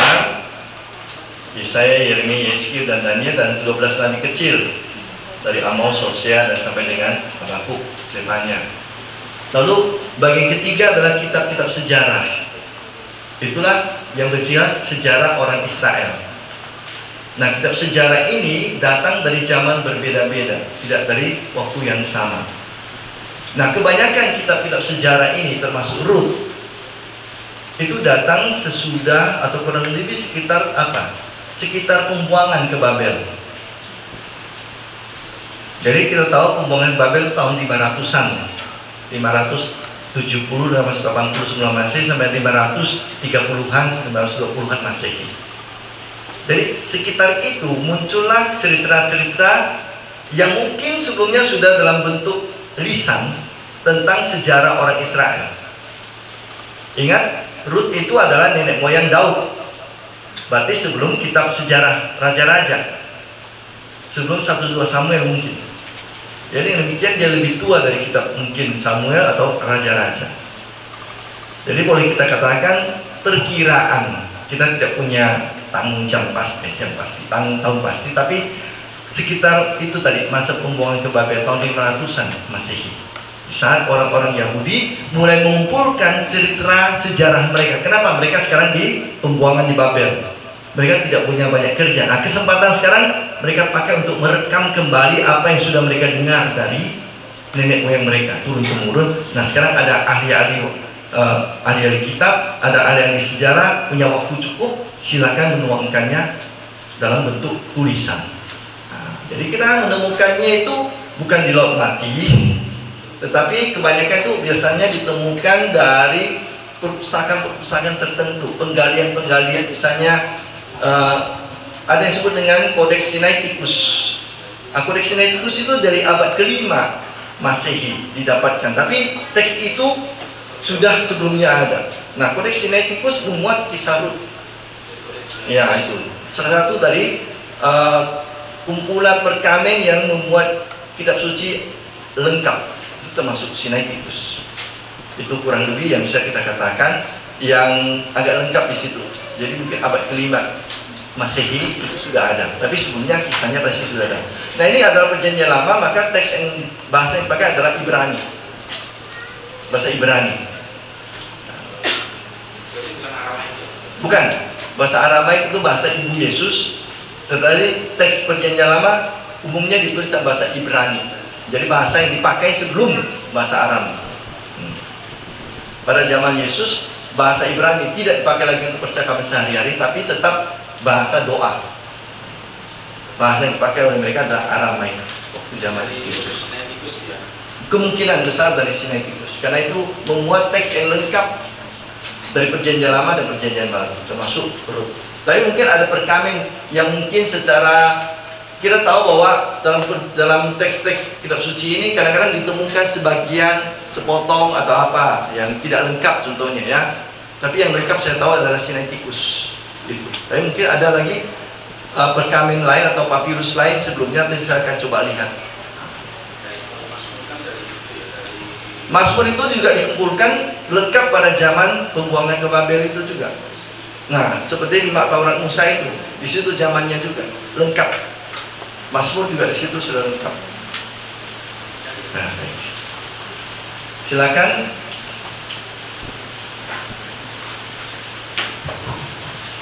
Silakan, ada pertanyaan lagi?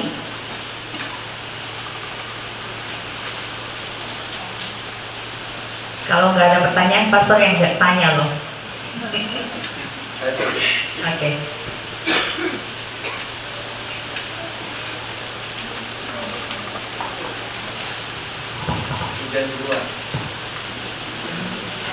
Oke, yang ingin saya tanyakan, pastor, kenapa bukan Naomi yang menawarkan tanah asetnya itu kepada kerabatnya yang terdekat? Dia kan bisa langsung menawarkan langsung ya. Lalu kenapa harus meminta menantunya yang ini? Terus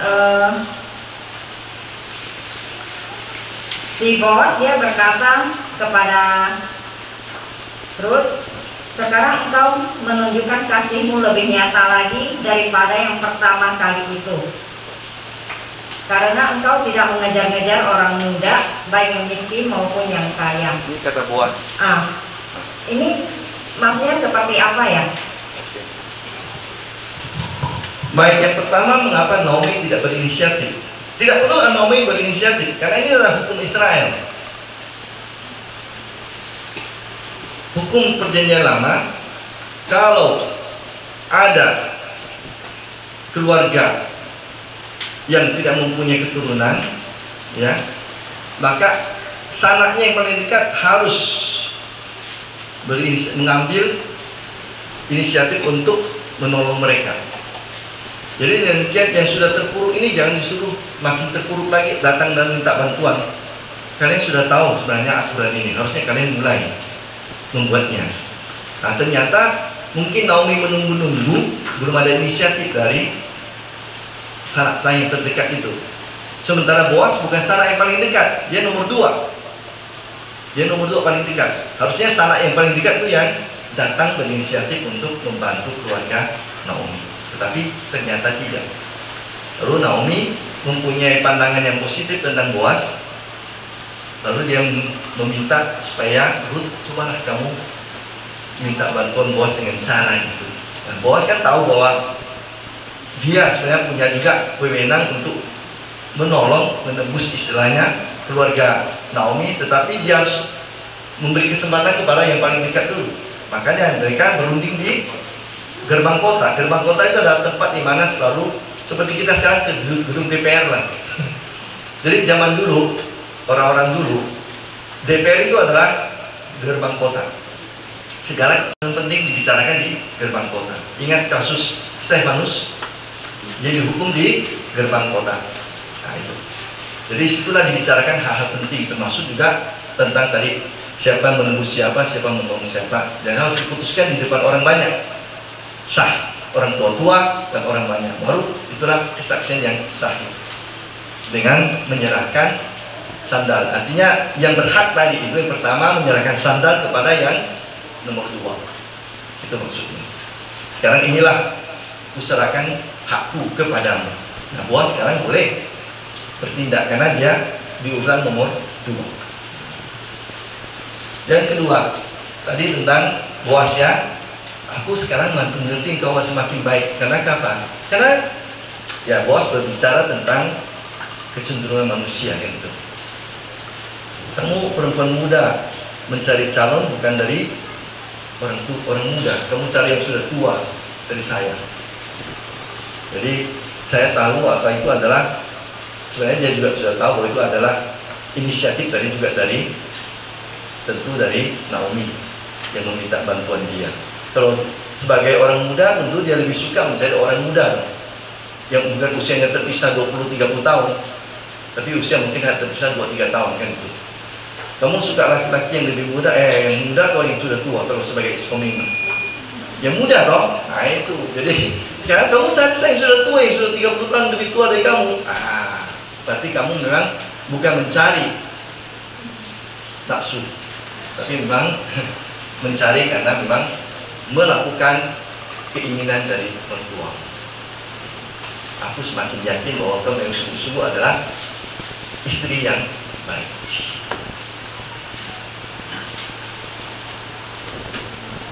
Ini calon. Mudah ya. Ya dia lebih berani, lebih yakin. Ini calon. Baik. Silakan lagi.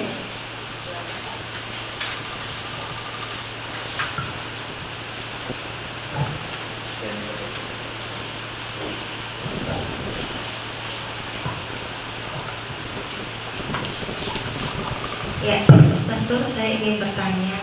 Ini pada waktu Naomi dan Ruth pulang ke Bethlehem, kan dikatakan di sini keempat di seluruh kota. Lalu si Naomi mengatakan, janganlah sebutkan aku Naomi, sebutkanlah aku Mara, sebab yang Maha Kuasa telah melakukan banyak yang pahit kepadamu. Itu apa dasar alasannya ya Naomi berkata seperti itu, dan akhirnya memang Naomi namanya Naomi terus berganti atau bagaimana? Saya sekarang lupa mencari arti kata Naomi, tapi Naomi itu punya arti yang positif. Saya lupa, tapi saya katakan itu nama yang punya arti positif, semacam dikasihi atau disayangi Allah sekitar itu. Tapi nanti saya buka lagi kamus, saya coba cari nama Naomi. Mara artinya pahit, itu bahasa Ibrani, bukan marah bahasa Indonesia. Mara itu bahasa Ibrani artinya pahit. Sebab apa? Kita lihat sejarah cerita Naomi. Mereka mengungsi dari kemiskinan ke Moab. Di Moab suaminya mati, anak laki-lakinya dua-duanya mati. Maka dikatakan Allah menimpakan kepahitan itu kepada aku. Maka dia panggil aku Mara, bukan Naomi. Itu tentu suatu ungkapan sebenarnya curhat dia sebenarnya, bahwa sekarang nasibnya itu sangat pahit. Dan kata Mara artinya pahit. Tentu dia tidak disebut nama Mara lagi, itu hanya sekedar curhat dia waktu itu. Tetap namanya Naomi. Pada akhirnya happy endingnya happy, bukan sedih. Jelas? Jadi nama Mara itu sebenarnya mau dikatakan oleh Naomi tentang situasi yang dia sedang hadapi. Dia kehilangan suami, dia kehilangan 2 anak, dia pulang sekarang tidak punya apa-apa, tanahnya juga entah tanah masih bisa dikerjakan atau tidak. Artinya di depan dia nasibnya itu memang tidak jelas, pahit. Karena nama Mara artinya pahit.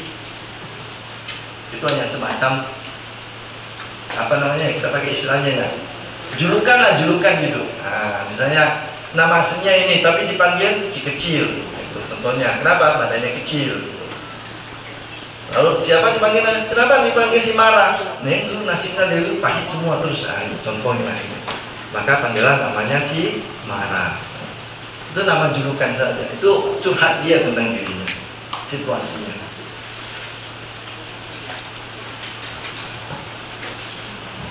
Silakan, ada lagi?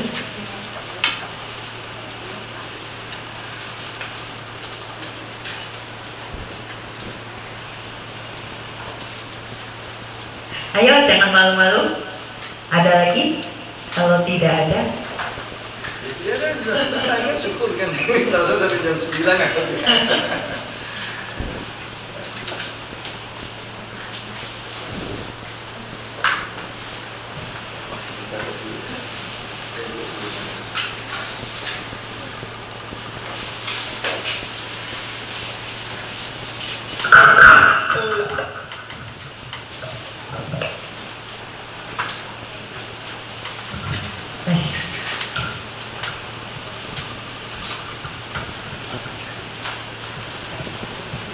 Sakrament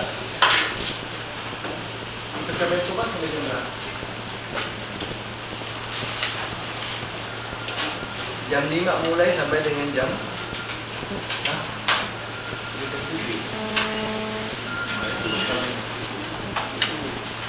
depan itu kan tak bisa saya ada pertemuan.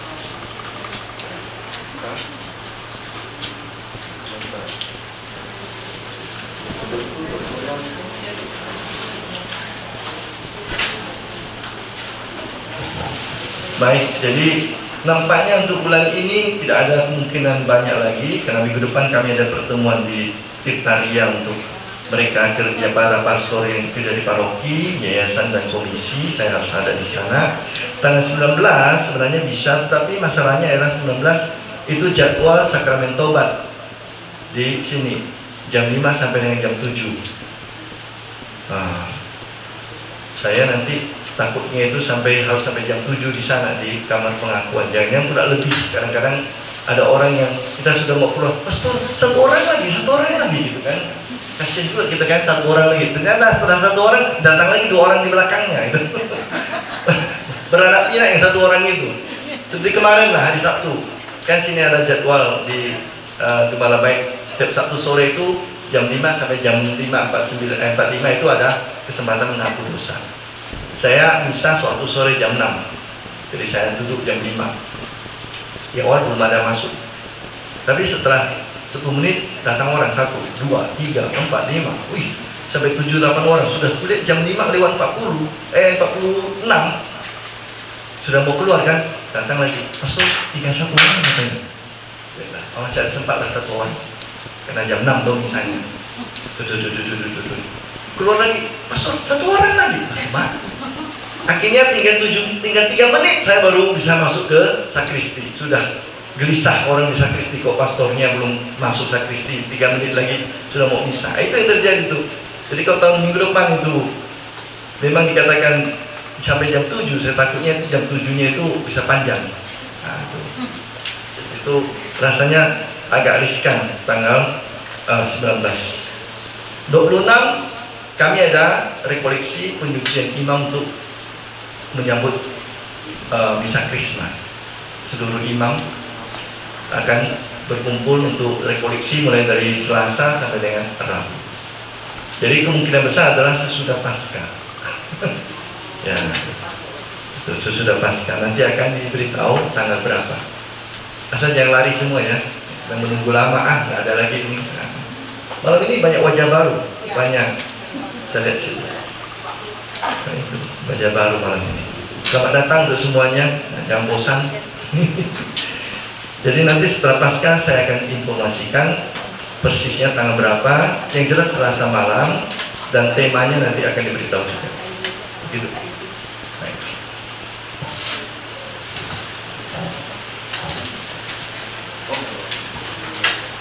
Sekalian kita minta pastor untuk doa penutup dan berkat buat kita semua.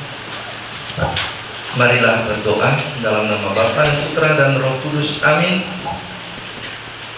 Ya Bapa yang Maha Baik, berterima kasih kami kepadamu atas penyertaan-Mu sehingga kami dapat sampai pada akhir pertemuan kami dengan dalam keadaan sehat, segar, dan dalam keadaan sukacita.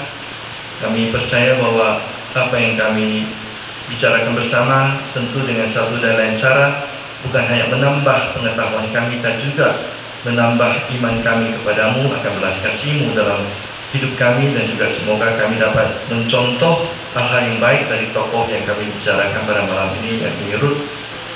Lindungilah kami dalam perjalanan kami kembali ke tempat kami masing-masing supaya kami tiba dengan aman, selamat, dan lancar. Dan lindungi juga istirahat kami malam ini supaya kami dapat dengan tidur dengan aman dan sejahtera untuk bangun kembali dengan keadaan segar melaksanakan rencana kami untuk hari-hari selanjutnya. Terpujilah Engkau kini dan sepanjang segala masa. Tuhan bersamamu. Semoga Allah Maha Kuasa memberkati saudara-saudari sekalian, Bapa, Putra, dan Roh Kudus. Amin. Selamat malam.